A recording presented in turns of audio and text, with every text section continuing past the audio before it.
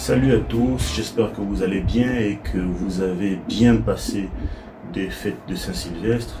Bonne année en tout cas pour cette année 2022. Portez-vous bien, santé, santé, santé. Mais aujourd'hui, nous allons parler d'un sujet, nous allons parler des effectifs. L'effectif en entreprise, qu'est-ce que c'est? L'effectif représente l'ensemble des salariés d'une entreprise ou d'une organisation. En termes de CDD, donc contrat à durée déterminée, en termes de contrat à durée indéterminée, en termes de travailleurs à temps partiel ou travailleurs temporaires, etc. Mais il existe plusieurs types d'effectifs. Nous allons commencer premièrement par l'effectif théorique ou habituel. Ça représente l'ensemble des personnes ou des salariés d'une entreprise, y compris ceux dont le contrat a été suspendu, mais qui gardent une mention obligatoire de réintégration. La formule de ce genre de contrat d'effectif, c'est CDD plus CDI plus travailleur temporaire plus travailleur à temps partiel. Quand on y soustrait les absences ou les suspensions de contrat pour longue durée, notamment ceux qui ont été appelés au service militaire ou ceux qui sont absents trop longtemps pour un problème de santé ou bien pour une maladie.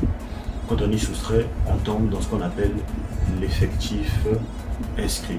L'effectif inscrit représente ce qu'on peut appeler l'approche légale de l'entreprise. C'est les différentes attaches ou les différents contrats de travail que l'entreprise a eu avec ses salariés. Mais l'effectif inscrit, c'est tout simplement les personnes inscrites dans le registre des mouvements et dont on assure ou on conserve la gestion. Quand on soustrait dans l'effectif inscrit les absents non rémunérés pour une courte ou moyenne durée, on tombe sur l'effectif payé. L'effectif payé représente une approche, ce qui peut être considéré comme une approche financière de l'entreprise. C'est toutes les personnes de l'entreprise qui gardent tout ou partie de leur rémunération.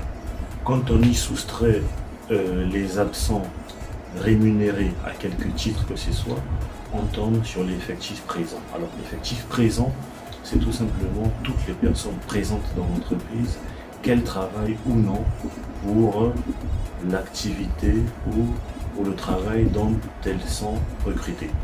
Dans l'effectif présent, quand on y soustrait toutes les personnes ne travaillant pas pour leur activité habituelle, soit parce qu'elles sont en formation ou elles sont en visite médicale, on tombe sur l'effectif au travail. L'effectif au travail, c'est tout simplement toutes les personnes qui travaillent pour ce dont elles ont été recrutées, qui travaillent pour leur activité principale ou qui travaillent pour le travail, pour l'emploi qui leur a été accordé à leur embauche.